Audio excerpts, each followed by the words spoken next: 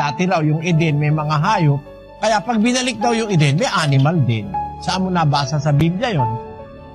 O tignan natin sa Biblia kung merong mapupuntang aso doon sa langit.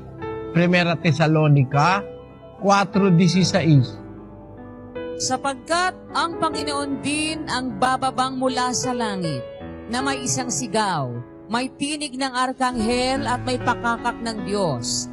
At ang nangamatay kay Kristo ay unang mga bubuhay na mag-uli.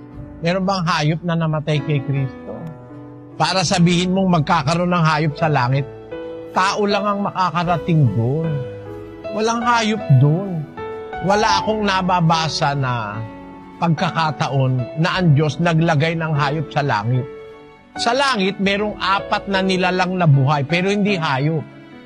Hindi hayop. Yung 4 na nilalang na buhay, may anyo